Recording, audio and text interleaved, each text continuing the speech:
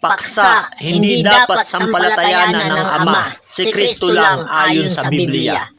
Ito kapatid, pakinggan yung tanong ko lang. Ilan ba ang dapat sampalatayaan sa Biblia para maligtas? Si Kristo lang ba o meron pang ibang dapat sampalatayaan? Si Kristo lang bro, yung gawa ni Kristo. Siya'y namatay, inilibing at nabuhay sa 3 araw. So sa makatuwid kapatid, ang sagot si Kristo lang ang sasampalatayaan para maligtas ang tao at wala nang iba. Yan ba sagot mo?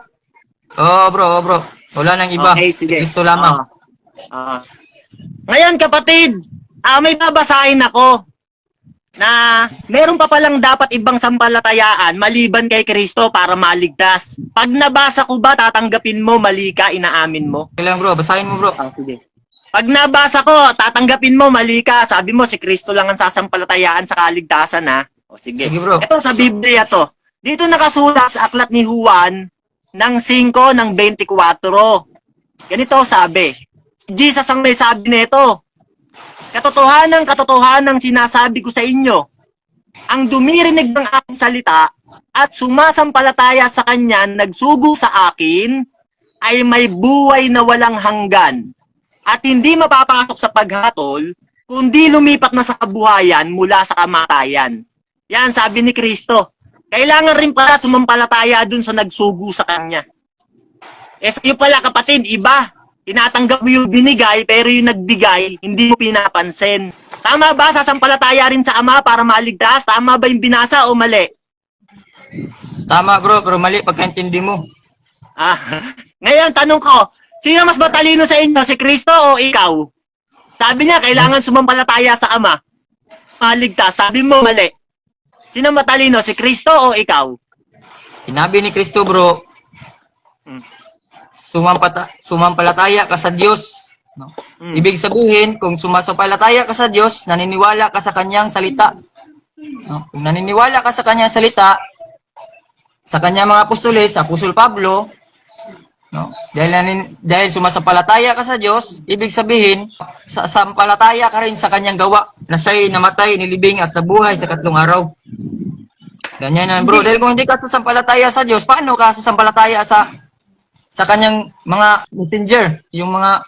So, kapatid, inaamin mo na dalawa. Kailangan sumampalataya sa Ama at sa Kanya.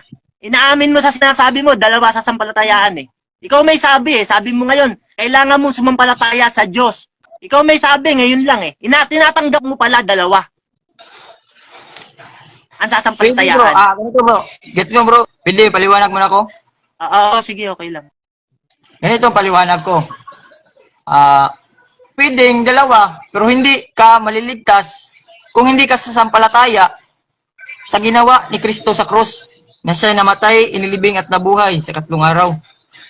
Okay. Pwede, kung gawin mo yan, pero pwede ka sampalataya, pero hindi ka maliligtas. Kahit sasampalataya ka sa Diyos, pero hindi ka sasampalataya sa magandang balita na dinila ni Apostol Pablo. Hindi ka maliligtas bro, kahit 5 sasampalatayaan mo. Okay, nakuha ko na yung sagot mo. So, tinatanggap mo, pwede, dalawa. Tama yung talata, dalawa. Kasi sabi mo, pwede, dalawa eh. Pwede, pero hindi iyan ang kaligtasan. Pwede ka sasampalataya sa relihiyon mo. Kapatid, ibig sabihin, maliligtas ka. Ibig sabihin, yung sinabi ni Kristo na kailangan sumampalataya sa Ama para magkaroon ng buhay na walang hanggan, mali yun. Mali yun, mali. Tama bro. Pero hindi ibig sabihin, tinatanggap mo, dalawa sasampalatayaan, dalawa. Oo, pero hindi sa kaligtasan. Dahil... Kaligtasan nga tinutukoy dyan eh. Sa John 5 ng 24 eh. Kaligtasan, babasahin ko sa'yo ha. Kaligtasan sinasabi dyan eh. Yan. Katotohanan sinasabi ko sa inyo. Sabi ni Kristo, totoo ang sinasabi ko. Ang dumirinig ng aking salita at sumasampalataya sa Kanya na nagsugo sa akin ay may buhay na walang hanggan. Yan kapatid. Tinututulan mo ba na kaligtasan ng sinasabi ni Kristo na pag sumampalataya ka sa Ama, maliligtas ka, pati sa Kanya? Tinututulan mo yung Ama? Tinututulan bro, bakit? Tinututulan bro, bakit? Ganito paliwanag ko.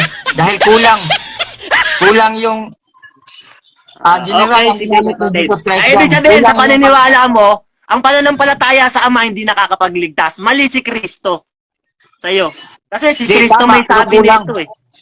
Tama, pero kulang, kapatid. Kulang yung sinabi ni Kristo, ganun. Kulang. Okay, sige, kulang yung sinabi ni Kristo.